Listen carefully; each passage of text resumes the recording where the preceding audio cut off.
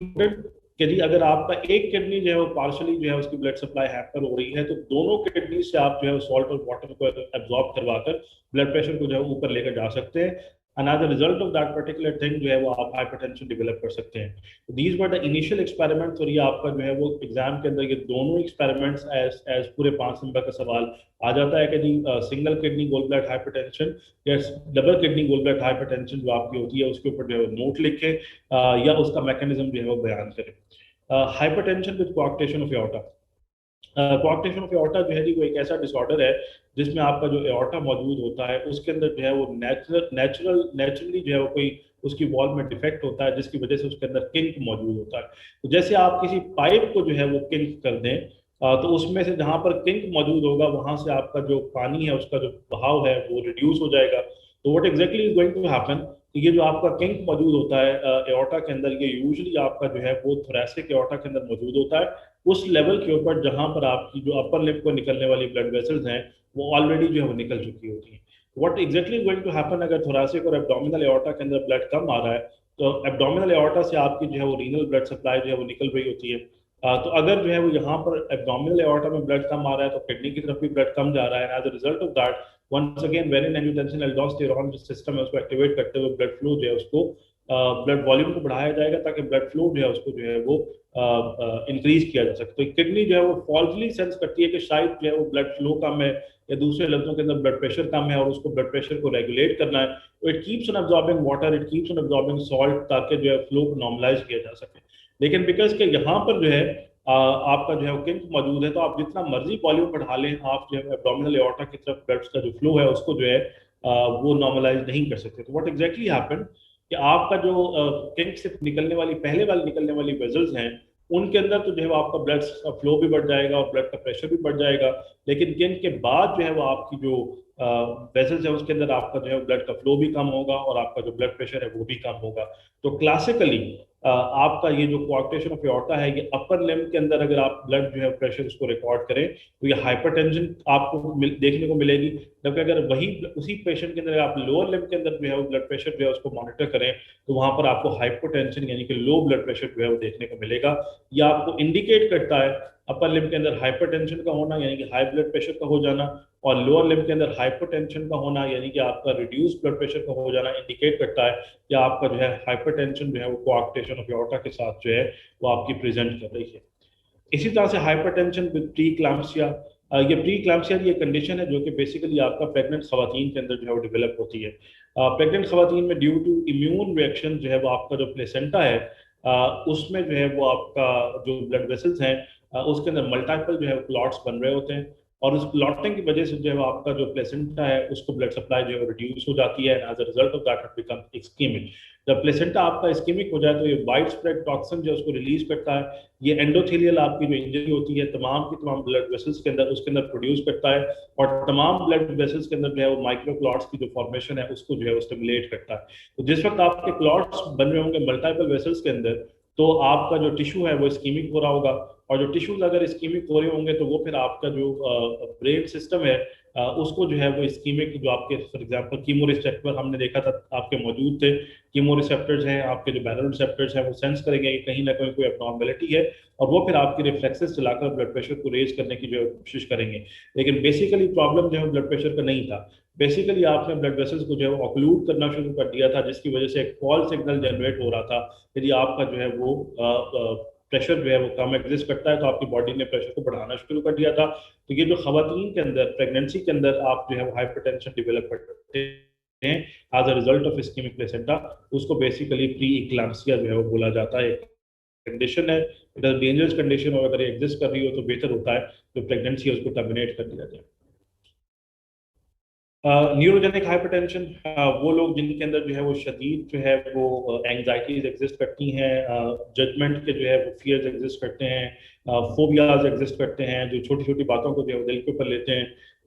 जो हमने देखा था कि जी आपका जो है वो टाइप ए पर्सनालिटीज अगर हों तो अगर ये पर्सनालिटीज आपकी जो है एग्जिस्ट करती हैं तो उनके अंदर मेजॉरिटी जो है वो सिंपैथेटिक स्टिमुलेशन बहुत ज़्यादा होती है। और हमें ऑलरेडी पता है कि सिंपैथेटिक स्टिमुलेशन एक तो वेजो कॉन्स्ट्रिक्शन जो है प्रोड्यूस करती है यानी कि वेसल जो डायमीटर है वो रिड्यूस हो रहा है, दूसरी तरफ ये हार्ट रेट और फोर्स ऑफ कॉन्ट्रैक्शन जो है वो इंक्रीज कर रही है। एक तरफ ब्लड का इजेक्शन आप लोग कम कर रहे हैं, दूसरी तरफ इसका जो डायमीटर उसका कम कर रहे हैं। तो ये जो दो फोर्सेस आपकी, यहाँ से पंप ज्यादा काम कर रहा है, यहाँ से ये फैलने में रेजिस्ट कर रहा है, तो बीच में आपका जो ब्लड प्रेशर होता है वो इंक्रीज करना शुरू कर देता है। तो जो न्यूरोजेनिक हाइपरटेंशन होती है जी, वो आपका उन लोगों में एग्जिस्ट करती है जिनके अंदर जो है एंजाइटीज बहुत जल्दी से ट्रिगर हो जाती हैं, और as a result of that particular thing आपका जो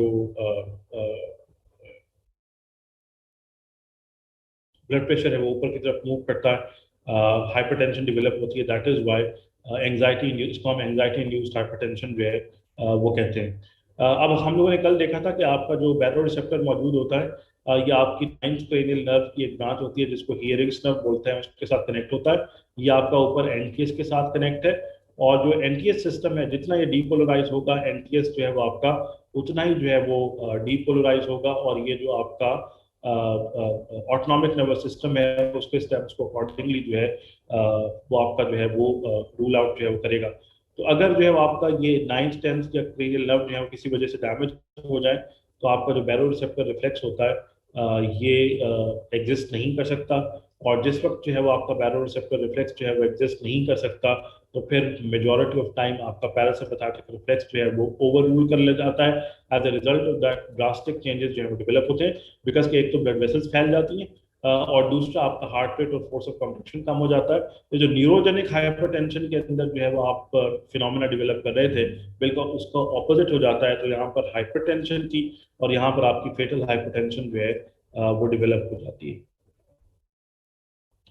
इसेंशियल हाइपरटेंशन, जो आपकी इसेंशियल हाइपरटेंशन है जी, ये वो बेसिकली हाइपरटेंशन है जो कि आप यूजली अपने घरों में देखते हैं। अगर आपके घर में कोई हाइपरटेंशन का मरीज है, तो उसको जो मेजॉरिटी जो हाइपरटेंशन डेवलप हुई होगी वो एज रिलेटेड या फिर ओबेसिटी रिलेटेड वेट बढ़ जाने की वजह से जो आपका हाइपरटेंशन डेवलप होता है, उसको हम इसेंशियल हाइपरटेंशन जो है वो बोलते हैं। इसके अंदर जो है वो बहुत सारे जो केमिकल्स हैं एट द सेम टाइम जो है वो बिकॉज ऑफ इंक्रीज वेट जो है वो काम कर रहे होते हैं। एक तो बिकॉज का टिश्यू इंक्रीज हो गया है तो आपका वर्कलोड बढ़ गया है, फिर आपकी हाइपोथैलेमिक स्टिमुलेशन आती है फ्रॉम लेप्टिन, जो बेसिकली आपका हंगर कंट्रोलिंग जो है एंजाइम है। इसी तरह से जो आपका रेनिन एंजियोटेंसिन एल्डोस्टेरॉन सिस्टम है वो ज़्यादा काम कर रहा होता है, और आपका जो नेट्रायूरेसिस और डायूरेसिस होता है, यानी कि सोडियम का एक्सक्रीशन और जो आपका वाटर का एक्सक्रीशन है, because of obesity induced atherosclerosis, blood supply to kidney जो है वो रिड्यूस होता है, तो आपका जो नेट्रायूरेसिस और डायूरेसिस है वो भी कम होता है। दूसरी तरफ एंजियोटेंसिन सिस्टम ऊपर काम कर रहा होता है, तो कॉन्टिन्यूली जो है आप सॉल्ट और वाटर जो है उसको एब्जॉर्ब करते रहते हैं। As a result of that आपका जो ब्लड प्रेशर है वो ऊपर की तरफ जो है वो चला जाता है। इसको ट्रीट कैसे किया जा सकता है? दो पर्टिकुलर जो मेथड्स हो सकते हैं ट्रीट करने के। अगर आप लोगों को याद हो तो हमने देखा कि आपके पास जो है वो प्री लोड के ऊपर कार्डियक आउटपुट डिपेंड करता है, कॉन्ट्रैक्टिलिटी के ऊपर जो है वो कार्डियक आउटपुट डिपेंड करता है, और आफ्टर लोड के ऊपर। प्री लोड वो वॉल्यूम था, जो वॉल्यूम आप हार्ट की तरफ लेकर आ रहे हैं। आफ्टर लोड वो प्रेशर है जिसके अगेंस्ट आप वॉल्यूम को बाहर भेज रहे हैं, और कॉन्ट्रैक्टिलिटी इनहेरेंट प्रॉपर्टी है आपके हार्ट की, जिसकी वजह से आप ये, तो अगर आप प्री लोड को रिड्यूस कर दें, यानी कि वॉल्यूम को कम कर दें, तो जो चीज़ वॉल्यूम कम करती है वो बेसिकली डायूरेटिक्स होते हैं, यानी कि आपने यूरिन की जो फॉर्मेशन है उसको जो है वो इंक्रीज कर दिया है। तो आप डायूरेटिक्स के जरिए जो है वो ब्लड प्रेशर को रिड्यूस कर सकते हैं। कॉन्ट्रैक्शन जो है वो बेसिकली जो है वो आपका सिम्पैथेटिक स्टिमुलेशन के ऊपर मौजूद होती है। तो अगर सिम्पैथेटिक स्टिमुलेशन आपके बीटा रिसेप्टर के साथ जो है वो काम कर रही होती है, बीटा रिसेप्टर के साथ जो है वो आपका जो सेकंड मैसेंजर सिस्टम जो है वो लगा हुआ होता है, वो IP3 यूजली जो है आपका इसके साथ काम कर रहा होता है, और IP3 कैल्शियम के साथ काम करता है। तो ये बेसिकली जो है आपका कॉन्ट्रैक्टाइल फोर्स अगर उसको रिड्यूस कर दी जाए, तो हम ये जो आपके बीटा ब्लॉकर्स होते हैं वो दे सकते हैं। बीटा ब्लॉकर इस रिसेप्टर को ब्लॉक कर देते हैं और फोर्स ऑफ कॉन्ट्रैक्शन और हार्ट रेट को रिड्यूस करते हैं। As a result of that cardiac output आपका जो जा रहा होता है बाहर की तरफ रिड्यूस होता है, एओर्टा के अंदर जाने वाली फोर्स कम होती है और ब्लड प्रेशर आपका नीचे हो जाता है। इसी तरह से अगर आप एओर्टा का आफ्टर लोड देखें, तो अगर आप वेसोडाइलेटर्स दे दें, फॉर एग्जांपल जैसे कि एस इनहिबिटर्स होते हैं, हमने अभी देखा कि एंजियोटेंसिन जो है वो आपका एक पोटेंट जो है वो वेसो कॉन्स्ट्रिक्टर है। तो अगर इसको ब्लॉक करने के लिए जो है हम लोग जो है वो कोई एजेंट दे दें, जैसे कि एंजियोटेंसिन कन्वर्टिंग एंजाइम जो आपका एस होता है लंग्स के अंदर, वो इसको एक्टिव फॉर्म में कन्वर्ट करता है, अगर उसका ब्लॉकर दे दें तो वो बेसिकली आपकी डायलेशन कर देगा। इसी तरह से अगर हम कैल्शियम चैनल का ब्लॉकर दे दें, तो वो भी आपकी जो है वेजो डायलेशन जो है उसको प्रोड्यूस कर देगा, जो एक्शन करवा रहा होता है। तो आपके वेजो डायलेटर्स और कैल्शियम चैनल ब्लॉकर जो है वो आपकी डायलेशन प्रोड्यूस कर सकते हैं, और डायलेशन प्रोड्यूस करवाकर भी आप ब्लड प्रेशर जो उसको रिड्यूस करवा सकते हैं। तो जो मेजर आपकी जो जो जो ड्रग्स होते हैं, वो जो है जी हाइपोकैल्सीमिया में भी जो कॉन्ट्रैक्टिलिटी कम होती है। तो आपका जो मिस्टर आफ्ताब, तकरीबन 6 महीने हो चुके हैं। 6 महीने के बाद भी जो है वो आपको अभी ये पता चल करना है कि जी आपका जो है वो चैप्टर जो है वाइज स्टडी होती है प्रोफेशनल स्टडीज के अंदर। I think it is time that you must grow up. Professional studies के अंदर हम चैप्टर्स नहीं पढ़ाते, हम टॉपिक्स पढ़ाते हैं। वो टॉपिक चाहे एक चैप्टर के अंदर हो या चाहे वो 10 चैप्टर के अंदर मौजूद हो, हम टॉपिक्स पढ़ाते हैं, हम चैप्टर नहीं पढ़ाते। ना ही आपने चैप्टर याद करना होता है, ना ही आपने टॉपिक को रट्टा मारना होता है। आपको सिर्फ एक कंसेप्ट आना चाहिए, उसको आपने अपने लफ्जों में लिखना होता है।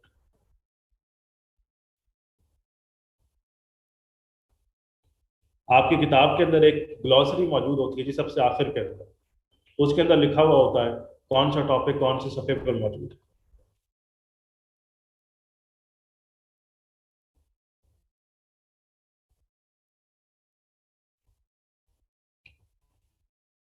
सो अगर आप जो है वो हाइपरटेंशन जो है उसका ट्रीटमेंट जो है वो लेना चाहें तो 3 तरीके से आ सकता है। प्री लोड जो है उसको रिड्यूस किया जाए, यानी कि वॉल्यूम को कम किया जाए, डायोरेटिक्स देते हैं। कॉन्ट्रैक्टिलिटी को रिड्यूस किया जाए, यूजली बीटा ब्लॉकर जो है वो दिए जाते हैं, बीटा रिसेप्टर ब्लॉकर जो है वो दिए जाते हैं कॉन्ट्रैक्टर की हार्ट रेट और फोर्स ऑफ कॉन्ट्रैक्शन को रिड्यूस करते हैं। या फिर आफ्टर लोड को कम किया जाए, यानी कि वेजोडाइलेटर्स दिए जाएं। फॉर एग्जांपल जैसे हम लोग आपका जो है वो कैल्शियम चैनल ब्लॉकर देते हैं, या फिर आपका एस इनहिबिटर जो है वो दिया जाता है। तो ये हाइपरटेंशन की इंपॉर्टेंट टाइप्स हैं। Single kidney gallbladder hypertension, double kidney gallbladder hypertension, hypertension with कोआक्टेशन of aorta, hypertension pre-eclampsia, neurogenic या फिर डैमेज। ये तो जिन जिन वजूहात की वजह से डेवलप हो रही हैं, उन वजूहात को ठीक जब तक ना किया जाएगा तो हाइपरटेंशन ठीक नहीं हो सकती। अगर किडनी का डायमीटर जो है की वेसल का डायमीटर कम हो गया, जब तक ये डायमीटर ब्लड वेसल का कम ना हो और ठीक नहीं किया जाएगा तो हाइपरटेंशन ठीक नहीं हो सकती। You require normalisation of the diameter of the blood vessel. अगर कोआक्टेशन है तो कोआक्टेशन जब तक ठीक ना होगी तो आप हाइपरटेंशन ट्रीट नहीं कर सकते। प्रीक्लैम्सिया की वजह से हो रही है तो जब तक प्रीक्लैम्सिया ट्रीट ना होगा तो हाइपरटेंशन मौजूद रहेगी, आप जो मर्जी कर लें। न्यूरोजेनिक, जब तक एंग्जाइटी को कंट्रोल ना किया जाएगा तो ये हाइपरटेंशन मौजूद रहेगी। और अगर ये डैमेज हो गया है तो जब तक इस डैमेज को रिस्टोर ना किया जाएगा तो आपकी ब्लड प्रेशर में एबनॉर्मलिटी मौजूद रहेगी। इन पे कॉज डिपेंडेंट जो है आप ट्रीटमेंट जो है लेते हैं इन पर्टिकुलर कंडीशंस के अंदर। जबकि आपकी में इसेंशियल हाइपरटेंशन, जिसे आप जुबान के अंदर हाई ब्लड प्रेशर जो है वो कहा जाता है, ये बेसिकली आपका लाइफस्टाइल या डाइट एसोसिएटेड या फिर आपका वेट रिलेटेड होता है। इसको आप जो है वो प्री लोड कॉन्ट्रैक्टिलिटी या आफ्टर लोड को मैनेज कर कर जो है वो अल्टीमेटली जो है वो ठीक कर सकते हैं। तो ये जो जो इसेंशियल हाइपरटेंशन है उसको आप इन 3 पर्टिकुलर स्टेप्स के जरिए जो है वो ठीक जो है वो कर सकते हैं। बाकी जो है अगर वो किसी और कॉज की वजह से उस कॉज को जो है वो ठीक किया जाता है, और जब तक वो कॉज जो है वो आपकी ठीक ना की जा सके तो आप जो है वो अल्टीमेटली इस पर्टिकुलर डिसऑर्डर को ठीक नहीं कर सकते। ये 2 पर्टिकुलर चार्ट्स दिए हुए हैं कि आपका जो स्टैंडिंग, अगर आप बैठे हुए हैं और बैठे से एकदम से खड़े हो जाएं तो आपका ब्लड प्रेशर जो है वो कैसे जो है वो मॉनिटर होता है। तो if you just have a look कि अगर आप सडनली खड़े हो जाएं तो आपका ब्लड जो है वो नीचे टांगों की तरफ कूल आउट होगा। अगर टांगों की तरफ कूल आउट होगा तो आपका एट्रियल कंपार्टमेंट की तरफ जो है वो ब्लड का फ्लो जो है वो कम हो जाएगा। अगर एट्रियल कंपार्टमेंट की तरफ ब्लड का फ्लो कम होगा तो वेंट्रिकल से जो उसका आउटपुट है उसके ऊपर भी जो है वो रिडक्शन आ जाएगी। वेंट्रिकल से अगर आपका आउटपुट कम हो गया तो बेसिकली कार्डिक आउटपुट को रिड्यूस कर दिया गया है, आउटपुट का आपका जो है वो रिड्यूस हो गया है। और कार्डिक आउटपुट रिड्यूस हो गया तो दूसरी लफ्जों के अंदर आपने जो ब्लड प्रेशर है, जिसको आम जुबान के अंदर आप हाइड्रोस्टैटिक प्रेशर बोलते हैं, उसको कम कर दिया है। तो जैसे ये प्रेशर जो है वो आपका कम होगा, आपके रिसेप्टर जो पड़ा हुआ था उसके ऊपर स्ट्रेच कम होगा, as a result of that depolarise होगा। आपका जो बैरो रिसेप्टर है एनटीएस को जो है इसकी इम्पल्सेस बढ़ जाएंगी। एनटीएस को इम्पल्सेस बढ़ जाएंगी तो जो सिम्पथेटिक सिस्टम है उसको इम्पल्सेस को इंक्रीज कर दिया जाएगा। सिम्पथेटिक सिस्टम हार्ट रेट भी इंक्रीज करेगा, कॉन्ट्रैक्टिलिटी इंक्रीज करेगा, आपका जो आउटपुट है उसको इंक्रीज करेगा, दूसरी तरफ आपकी वेजो कॉन्स्ट्रिक्शन कराएगा। एक तरफ पंप की एक्टिविटी बढ़ गई है, दूसरी तरफ डायमीटर को बढ़ा दिया है आपने, तो as a result of that blood pressure ऊपर वाली डायरेक्शन में पुश होगा। दूसरी तरफ आपकी जो वेन्स हैं उनकी कॉन्स्ट्रक्शन भी बढ़ जाएगी, ये आपका वीनस रिटर्न जो है उसको इंक्रीज कर देगा। आपका जो वॉल्यूम था एट्रिया की तरफ जाता वो बढ़ जाएगा और कार्डियक आउटपुट आपका जो है वो बढ़ जाएगा। तो ये सवाल आ जाता है कि अगर आप बैठे हुए हों और एकदम से खड़े हो जाएं तो आपकी बॉडी जो है वो ब्लड प्रेशर को मिनट टू मिनट जो है वो मॉनिटर कैसे करती है। तो जो बैरो रिसेप्टर रिफ्लेक्स है इसके जरिए जो मॉनिटरिंग होती है, ये आपका बीआरएस के अंदर ग्राफ जो है वो दिया हुआ है, और ये जो फ्लो शीट है ये आपकी बीआरएस के अंदर जो है वो दी हुई है। इसी तरह से एक और सवाल आ जाता है कि आपकी जो एक्सरसाइज है, एक्सरसाइज के अंदर जी आप जो है वो कंट्रोल कैसे करते हैं अपना जो ब्लड प्रेशर है उसको। तो एक्सरसाइज जब आप लोग जो है वो जो कर रहे हो उसके अंदर जो है बिल्कुल वही चेंजेस आती हैं जो चेंजेस जो है वो आपने अभी खड़े होकर ली थी, बल्कि वो जो चेंजेस होती हैं वो अल्टीमेटली जो है थोड़ी सी एक्सेंचुएट जो है वो हो जाती है। TPR is total peripheral resistance 3. Total peripheral resistance is the constructive element of the blood vessels. Exercise अगर आप लोग कर रहे हो तो दो आपके रिस्पॉन्सेज आते हैं, एक सेंट्रल कमांड से आते हैं और एक लोकल रिस्पॉन्सेज आते हैं। हम लोगों ने ये पढ़ा था कि अगर आपका मसल का एक्टिविटी मेटाबॉलिज्म ऊपर जा रहा है तो आपका एडिनोसिन एक्सेसिव क्वांटिटी में प्रोड्यूस होगा और आपका जो हाइड्रोजन आयन है वो एक्सेसिव क्वांटिटी में प्रोड्यूस होगा। ये लोकल वेजोडायलेटर्स हैं। तो अगर आपने ये वेजोडायलेटर ज़्यादा प्रोड्यूस किए हैं तो आपकी लोकली वेजोडाइलेशन हो जाएगी। अगर डायमीटर फैल गया है ऊपर की तरफ जा रहा है तो आपका ब्लड प्रेशर जो है वो नीचे जाना शुरू हो जाएगा, बिकॉज के जैसे जैसे आपका ब्लड वेसल का डायमीटर फैलेगा तो एज पर कोज़ाल्स लॉ आपका प्रेशर फॉल करता चला जाएगा। प्रेशर फॉल करेगा तो टीपीआर जो है आपकी रिड्यूस हो जाएगी, और टीपीआर जो है अगर आपकी जो है वो रिड्यूस हो जाएगी तो फिर आपका blood flow towards the tissues जो है उसको फ्लो करवाना जो है वो आसान काम हो जाएगा। दूसरी तरफ सेंट्रल कमांड जब आपका जो है ब्लड वेसल जो है डायलेट कर जाएंगी तो आपका जो वीनस रिटर्न है वो कम हो जाएगा। एट्रियल कंपार्टमेंट की तरफ आने वाला जो आपका ब्लड है वो भी रिड्यूस हो जाएगा। As per Frank Starling's law force of contraction भी कम प्रोड्यूस होगी। जितनी फोर्स ऑफ कॉन्ट्रैक्शन कम प्रोड्यूस हुई है कार्डिक आउटपुट भी उतना कम होगा। जितना कार्डिक आउटपुट कम है ऑर्टा के अंदर प्रेशर भी आपका उतना ही कम होगा। अगर ऑर्टा में प्रेशर फॉल कर रहा है तो आपका जो बैरोसेप्टर रिफ्लेक्स है वो इंक्रीज होगा, और बैरोसेप्टर रिफ्लेक्स जो है वो आपका सिम्पैथेटिक सिस्टम को इंक्रीज करेगा, हार्ट रेट इंक्रीज होगा, टीपीआर को इंक्रीज किया जाएगा, आपका जो वीनस रिटर्न है उसको इंक्रीज किया जाएगा, और as a result of that blood flow जो है उसको इंक्रीज करवाया जाएगा। तो यहाँ पर आपने वेजोडाइलेशन ली, और वेजोडाइलेशन आपने इस वजह से ली ताकि ज़्यादा ब्लड फ्लो कर सके, बिकॉज के मेटाबॉलिक रिक्वायरमेंट कम है। लेकिन इसका नुकसान क्या हुआ, क्या आपका जो है वो अल्टीमेटली ब्लड प्रेशर फॉल कर गया। अगर ब्लड प्रेशर फॉल कर रहा है तो फिर यहाँ पर ब्लड फ्लो आप नहीं ला सकते। उसका हल क्या निकाला गया, यदि आपने यहाँ पर जो है वो दूसरी तरफ जो है वो बैरो रिसेप्टर को एक्टिवेट करा लिया, तो बैरो रिसेप्टर ने जो है वो हार्ट रेट इंक्रीज करके और फोर्स ऑफ कॉन्ट्रैक्शन इंक्रीज करके इसका जो है ब्लड फ्लो भी बढ़ा दिया टुवर्ड्स टिश्यू, और दूसरी तरफ जो आपने डायलेशन ली थी उस डायमीटर को भी नॉर्मलाइज कर दिया। तो डायमीटर को नॉर्मल रखते हुए जब आपका फ्लो बढ़ जाएगा रेट की वजह से, और जब आपका वॉल्यूम जो है वो ज़्यादा फ्लो कर रहा होगा तो टिश्यू की जो रिक्वायरमेंट है वो आपकी जो है पूरी होती रहेगी। तो ये जो एक्सरसाइज के दौरान जो है वो आप लोग जो है मैनेज करते हैं जो blood flow toward the tissue, ये भी पूरा 5 नंबर का सवाल आ जाया करता है। तो ये आपकी जो ग्राफ है या जो आपका फ्लो शीट है ये भी आपके बीआरएस के अंदर जो है वो दी हुई है। आखिरी टॉपिक है जी शॉक। जब भी जो है वो आप blood flow to the tissues of the whole body at the same time जो है वो रिड्यूस कर दें ड्यू टू वन रीजन और अनदर रीजन, और उसकी वजह से जो है वो आपकी तमाम बॉडी के अंदर जो है वो इस्कीमिया डेवलप होना शुरू हो जाए, और इस्कीमिया जो है आपके मल्टीपल ऑर्गन्स की जो है वो इन्फेक्शन की तरफ जो है वो निकल जाए, यानी कि आपका blood supply to the tissue है कि sudden ischaemia ultimately tissue damage जो है उसको डेवलप कर दे, उसको बेसिकली जो है वो आप सर्कुलेटरी जो है वो शॉक बोलते हैं। तो जो सर्कुलेटरी शॉक है जी वो बेसिकली आपका एक सिंड्रोम है which is characterised by serious reduction of tissue perfusion with inadequate cardiac output. और ये जो बेसिकली आपका जो सिचुएशन होती है इसमें एक्यूट रिडक्शन होती है एकदम से supply of nutrients and oxygen to the tissue, because कि आपका जो ब्लड प्रेशर है वो ड्रास्टिकली जो है फॉल कर जाता है। और जब ब्लड प्रेशर फॉल करेगा तो फिर जाहिर सी बात है कि जी आप पर्टिकुलर जो है वो जो आपका फ्लो है उसको मेंटेन ना कर पाएंगे, और जब फ्लो मेंटेन नहीं हो पा रहा तो फिर जाहिर सप्लाई जो है आपकी रिड्यूस हो गई है। तो वही 3 रीजन जो हम लोगों ने देखी हैं कि प्री लोड को जो है अगर आप ड्रास्टिकली कम कर दें तो भी जो है वो आपका ब्लड फ्लो कम हो जाएगा ड्रास्टिकली। कॉन्ट्रैक्टिलिटी को जो है अगर आप ड्रास्टिकली रिड्यूस कर दें तो भी है इफेक्ट आएगा। ये जो आफ्टर लोड है उसको अगर आप ड्रास्टिकली जो है वो रिड्यूस कर दें तो ये भी इफेक्ट आएगा। और अगर प्री लोड को कम करें तो वॉल्यूम की डिप्लीशन आपकी जो है होगी। फॉर एग्जाम्पल आपने वॉल्यूम को लूज किया है, ब्लड लॉस हुआ है, ट्रॉमा हो गया है, डायरिया के अंदर आपने बहुत सारा पानी लूज कर दिया जैसे कॉलरा में होता है, वॉमिटिंग में आपने पानी जो है उसको लूज किया है। तो दूसरी सूरत में अगर कॉन्ट्रैक्टिलिटी का काम हो जाना है तो सडन हार्ट फेलियर जो आप डेवलप करते हैं, या कोई क्लॉट फंस गया, उस क्लॉट ने आपका जो वेंट्रिकुलर मसल है उसको एकदम से डैमेज कर दिया, इंफाक्टेड हो गया, उसमें भी आप यही डेवलप करेंगे। या फिर आपकी जो टोन होती है वो बेसिकली सिंपैथेटिक सिस्टम के ऊपर मौजूद होती है, और अगर सडनली जो है आपका सिंपैथेटिक सिस्टम जो है वो एग्जॉस्ट हो जाए और आप एक की ब्लड वेसल एकदम से जो है वो डायलेट हो जाए, उसमें भी यही होगा।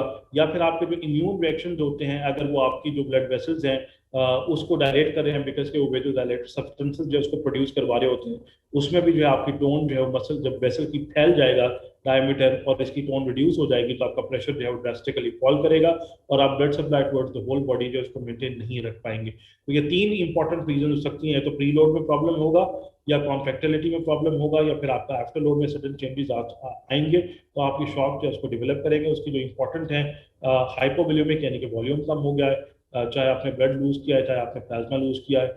वेसोजेनिक यानी कि आपका जो न्यूरोजेनिक शॉक होता है, या आपका जो सडन एंग्जाइटी सिंड्रोम जो डेवलप हुए हैं और as a result of that particular thing उसको जो है वो आपने टोन को जो है उसको मॉनिटर नहीं कर पाए और तमाम की तमाम मैस्कुलेचर जो है वो फैल गया है। इसको आम जुबान के अंदर नर्वस ब्रेकडाउन जो है वो कहा जाता है। कार्डियोजेनिक शॉक यानी कि आपकी हार्ट की कॉन्ट्रैक्टिलिटी एकदम से कम हो गई है, जिसको आप बेसिकली कार्डियक फेलियर बोलते हैं।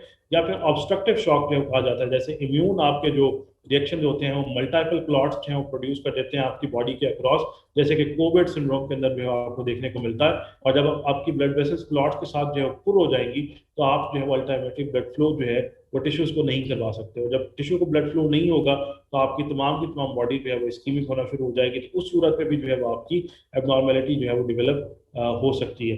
तो हाइपोवोलेमिक शॉक हो सकता है, वेजोजेनिक शॉक हो सकता है, कार्डियोजेनिक हो सकता है, ऑब्स्ट्रक्टिव शॉक जो है वो आपका जो है वो डेवलप हो सकता है। हम्म।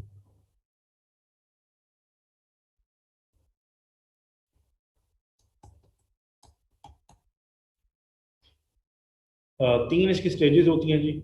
जिन पर्टिकुलर जो है वो स्टेजेस के जरिए जो है वो आपका जो शॉक है वो गुजरता है, चाहे वो कोई भी शॉक हो, चाहे आपने वॉल्यूम को लूज किया हो, चाहे आपने जो है वो हार्ट की फंक्शनैलिटी जो है उसको लूज किया हो, चाहे आपने जो है वो न्यूरोजेनिक जो है वो ब्लॉक लगाया हो और उसकी वजह से आपकी ब्लड वेसल जो है वो फैल गई हो, चाहे इम्यूनोलॉजिक जो है वो रिएक्शन हुआ और जिसकी वजह से आपके मल्टीपल क्लॉट्स डेवलप हो गए हो, whatever the reason is, आपका जो शॉक होता है जी वो बेसिकली जो है वो 3 जो है वो स्टेजेस से गुजरता है। पहली स्टेज होती है जिसको आप नॉन प्रोग्रेसिव स्टेज बोलते हैं।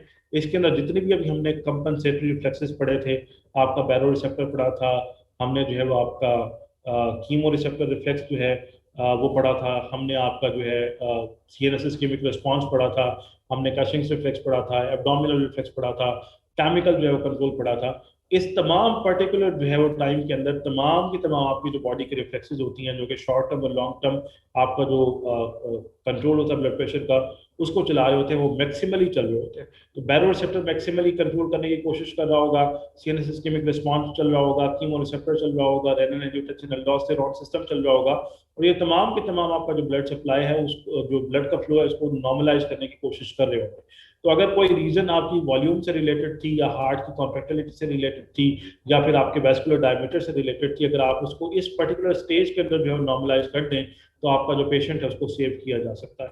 जो सेकेंड स्टेज होता है उस पर्टिकुलर स्टेज के अंदर जो है वो आपका जो है नर्वस ब्रेकडाउन कहा था जी मैंने।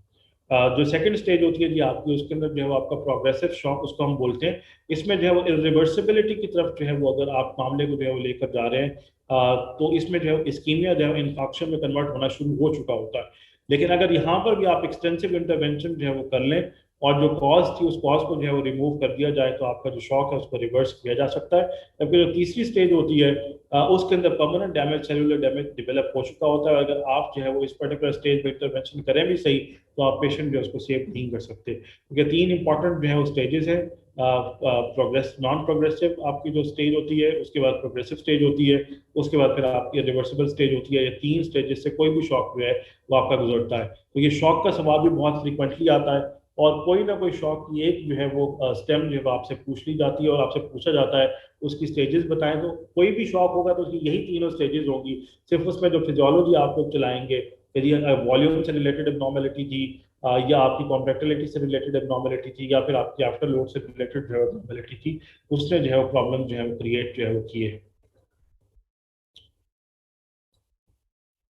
ये जो अगली डायग्राम है जी, इसमें उसने वेरियस जो है ये जो भी हमने टाइप्स पढ़ी हैं उसमें उसने बताया है कि बेसिकली जो है वो आपका कौन सा जो शॉक है वो किस चीज़ के साथ जो है प्रेजेंट करता है। फॉर एग्जांपल अगर हम लोग देखें तो जो कार्डियक आउटपुट जो है वो रिड्यूस अगर आपका हो रहा है, आपने ब्लड को लॉस किया है, अगर फ्लूइड्स को लॉस किया है जैसे वॉमिटिंग डायरिया के अंदर है, या हीमरेज हुआ है आपको तो हाइपोवोल्यूमिक शॉक है, हार्ट जो है वो वीकन हो गया है तो कार्डियोजेनिक शॉक है। उसके बाद उसने कहा करिए अगर टोटल पेरिफेरल रेजिस्टेंस रिड्यूस हो गई है या आफ्टर लोड आपका कम हो गया है, तो वेजोडाइलेटर सब्सटेंसेस अगर आप लोग रिलीज कर रहे हैं जैसे कि कोविड में होता है, सेप्टिक शॉक कहलाया जाता है, या फिर आपने जो है वो एलर्जिक रिएक्शन सवियर जो है वो डेवलप किया है जैसे कि इम्यून रिएक्शंस के अंदर होता है, एनाफाइलेक्टिक शॉक कहलाया जाता है, बिकॉज कि आप डायमीटर जो है वो खराब कर रहे हैं, that is why it is known as vasogenic shock. और अगर जो है वो आपका सवियर एंग्जाइटी सिंड्रोम्स हो जिसके अंदर आपका सिम्पैथेटिक एक्टिविटी का लॉस हो गया है, तो ये बेसिकली न्यूरोजेनिक शॉक है। इसको आम जुबान के अंदर जो है वो आप नर्वस ब्रेकडाउन जो है वो कहते हैं। इससे जो अगली जो स्लाइड है जी, उसके अंदर भी हमने इसी पर्टिकुलर चीज़ को जो है वो थोड़ा सा डिटेल के अंदर जो है वो बयान किया है कि अगर आपकी जो है वो परफ्यूजन जो है वो बहुत कम है, तो वो बेसिकली आपका जो है वो शॉक किस तरीके से डेवलप कर रही है। कोई भी रीजन हो जिसमें परफ्यूजन आपकी कम हो गई है, लो परफ्यूजन है, तो कार्डियोजेनिक शॉक हो सकता है, हीमोरेजिक हो सकता है, लेकिन ब्लड वॉल्यूम तो एडिक्वेट था, लेकिन आपका जो टोटल पेरिफेरल रेजिस्टेंस है उसको कम कर लिया गया है, उसमें जो है वो आपका वो तमाम इम्यून रिएक्शन या जो आपके न्यूरोलॉजिक रिएक्शन जो कि अभी हम पीछे पढ़ाए हैं उसके अंदर जो है ये आपका डेवलप हो सकता है। तो ये उसकी फर्दर जो है वो इलाबरेशन है। देखना चाहें तो इसको देख लीजिएगा, इसको एक और तरह से रिप्रेजेंट किया गया है। एंड जो लास्ट स्लाइड है जी, इसके अंदर अगर आप लोग देखें तो उसमें डिफरेंट जो शॉक्स हैं उसके अंदर जो है मैकेनिज्म बताया कि क्या क्या चीज़ जो है वो आपकी कम हो जाती है डिफरेंट जो है वो शॉक्स के अंदर। हाइपोवोलेमिक के अंदर जाहिर है कि प्री लोड कम होगा, उसके बाद आपका जो आफ्टर लोड है, बिकॉज के बैरो रिसेप्टर रिफ्लेक्स चल रहा है तो बढ़ा हुआ होगा, कॉन्ट्रेक्टिलिटी जाहिर है फ्रैंक स्टारिक लॉ के मुताबिक कम होगी, ऑक्सीजन डिलीवरी भी जो है वो कम होगी, सिस्टमिक ऑक्सीजन आपकी जो कंजम्पशन है, यानी कि जितना ब्लड जा रहा है उसमें से आप तमाम की तमाम ऑक्सीजन को सक आउट कर लेंगे, तो नीचे ऑक्सीजन का कंजम्पशन ज़्यादा हुआ होगा, और ऑक्सीजन बैलेंस आपका जो है जितना प्रोवाइड हो रहा है और जितना यूज हो रहा है वो डिस्टर्ब है। इस तरह से कार्डियोजेनिक के अंदर आप लोग देखें तो जो प्री लोड बिकॉज का ये कॉन्ट्रैक्ट नहीं कर पा रहा तो रेजिडुअल वॉल्यूम यहाँ पर ज़्यादा था। अगर हम लोगों ने ये बात की थी कि अगर हार्ट की कॉन्ट्रेक्शन कम हो जाए तो वेंट्रिकल के अंदर वॉल्यूम इंक्रीज हो जाता है। अगर रेजिडुअल वॉल्यूम ज़्यादा था तो जाहिर है कि इसमें जब और वॉल्यूम ऐड हुआ है तो प्री लोड आपका इंक्रीज हो गया। Afterload once again because के बैरो रिसेप्टर चल रहा है, रिड्यूस ब्लड सप्लाई है तो आपका एक ज़्यादा हुआ है, कॉन्ट्रैक्टिलिटी आपकी कम है, जाहिर है हार्ट कॉन्ट्रैक्ट ही नहीं कर पा रहा, ऑक्सीजन डिलीवरी कम है, आपका जो ऑक्सीजन कंजम्पशन है वो भी कम है, इस वजह से कम है बिकॉज के हार्ट कॉन्ट्रैक्ट करेगा तो आपका ब्लड जो है वो परफ्यूज उसके अंदर ऑक्सीजन जो है वो आएगी, और अगर ब्लड जो है लंग्स की तरफ फ्लो ही ना करेगा तो उसमें ऑक्सीजन कहाँ से आए। तो ऑक्सीजन बैलेंस आपका रिड्यूस हो गया। ऑब्स्ट्रक्टिव यानी कि जो इम्यून रिएक्शन के साथ मल्टीपल क्लॉट्स आप बनाते हैं जैसे कि कोविड में होता है, उसमें प्रीलोड आपका इंक्रीज भी हो सकता है और प्रीलोड आपका रिड्यूस भी हो सकता है डिपेंडिंग कि कौन सी स्टेज के ऊपर जो है वो आपने जो डेवलप है उसको किया हुआ है। आफ्टर लोड जाहिर है कॉन्स्ट्रिक्टर सब्सटेंसेस डेवलप हो रही, फ्यूजन नहीं हो रही, सिस्टमिक ऑक्सीजन कंजम्पशन कम है, बिकॉज के ब्लड सप्लाई जाएगी तो फिर आपका कंज्यूम होगा और ऑक्सीजन बैलेंस आपका रिस्यूम। डिस्ट्रीब्यूटिव यानी कि आपका जो वेस्कुलर टोन से रिलेटेड एब्नॉर्मलिटीज होती हैं उससे वाबस्ता है। तो अगर आपका जो है वो वेसल का साइज फैल जाएगा तो वीनस रिटर्न कम हो जाएगी, वीनस रिटर्न कम होगी तो आपका प्री लोड कम हो गया है। आफ्टर लोड जाहिर है कि अगर ये कॉन्ट्रैक्ट प्री लोड कम था तो कॉन्ट्रैक्टिलिटी कम थी, कार्डिक आउटपुट जो है वो आपका कम था, कार्डिक आउटपुट जो है वो आपका कम है, तो फिर अल्टीमेटली जो है वो आपकी blood supply to the tissues भी कम है, नीचे वेजोडाइलेशन होना शुरू हो जाएगी, as a result of that आपका टीपीआर जो है वो रिड्यूस हो जाएगा, कॉन्ट्रैक्टिलिटी बढ़ जाएगी, बैरो रिसेप्टर आप चला रहे हैं, ऑक्सीजन डिलीवरी जो है बिकॉज कि हार्ट रेट ज़्यादा है तो ये बढ़ जाएगी, और सिस्टमिक ऑक्सीजन कंजम्पशन कम है और ऑक्सीजन बैलेंस जो है वो आपका इंक्रीज हो जाएगा। जितना आप जो है वो ब्लड को लेकर आ रहे हैं, उतनी जो है ऑक्सीजन जो है उस आपकी कंज्यूम नहीं हो पा रही। इस वजह से कंज्यूम नहीं हो पा रही नीचे टिश्यू के लेवल के ऊपर, बिकॉज के यहाँ से फ्लो को बढ़ा दिया गया है, और इससे पहले कि ऑक्सीजन टिश्यूज में जा सकती, आपका ब्लड वापस हार्ट की तरफ ट्रेवल करना शुरू कर देता है। तो ये तमाम के तमाम जो आपके डिसऑर्डर्स हैं, उनसे वाबस्ता जो सवाल है वो आपका आ जाता है। अगर आपका डायरिया के साथ हीमरेज के सिनारियों के साथ सवाल पूछा जाए, तो वो बेसिकली हाइपोवोल्यूमिक शॉक पर बात करना चाह रहा है। अगर वो आपका कोविड का सिनारियो देकर, कोई इन्फेक्शन का सिनारियो देकर, सेप्टिसीमिया का सिनारियो देकर, फीवर का सिनारियो देकर आपसे जो है बात करें, तो बेसिकली आपसे जो इम्यून शॉक है, यानी कि जो वेजोजेनिक शॉक है, उस पर बात करना चाह रहा है। अगर आपको जो है वो एंजाइटी का या फियर का सिनारियो देकर जो है वो बात करना चाहे, तो वंस अगेन न्यूरोजेनिक शॉक के ऊपर आपसे बात करना चाह रहा है। और अगर वो आपसे कहे कि ब्लड सप्लाई जो है वो आपकी रिड्यूस हो रही है, तो वो बेसिकली आपका ऑब्स्ट्रक्टिव जो है वो शॉक के ऊपर जो है बात करना चाह रहा है। तो ये चारों सिनारियो आपके प्रॉफ के अंदर, एक सवाल शॉक से रिलेटेड हर सूरत में पूछा जाता है आपके प्रॉफ के अंदर।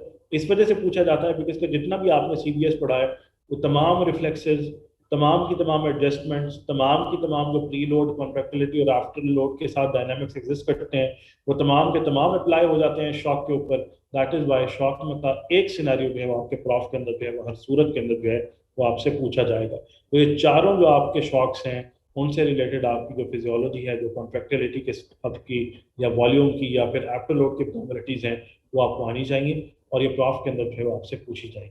सो with this particular thing we come to the end of CBS. सिर्फ एक जो है वो चीज़ रह गई है, that is interpretation of ECG. ये इंटरप्रिटेशन ऑफ ईसीजी जो है वो आपको हम प्रैक्टिकल के अंदर जब आप लोग आएंगे, और जो प्रैक्टिकल है उसमें हम आपको करवाने की कोशिश करेंगे। जो शदीद आपकी जो फियर होता है, उसके अंदर इतना सिंपैथेटिक आउटबर्स्ट होता है कि जो आपका सिंपैथेटिक सिस्टम है वो एग्जॉस्ट हो जाता है, और एग्जॉस्ट होने के बाद एकदम से कोलैप्स कर जाता है। तो अगर एक्सेसिव बर्स्ट्स आते हैं, तो उसके अंदर जो है वो आप सैटरडे को जी आपका जो है फर्स्ट इंटरेक्टिव सेशन होगा, और उसमें क्लास से रेंडमली सवाल पूछे भी जाएंगे, और आपके जो क्वेश्चन हैं उनके जवाब भी दिए जाएंगे। और जो टॉपिक हम लोग जो है वो डिस्कस करेंगे, that would be nervous conduction of impulse with in the cardiac muscle. उसके ऊपर जो है वो बात होगी सैटरडे वाले दिन। सो with this we come to the end of CBS, and this is over from my studios. I will see you on next Saturday. Take care.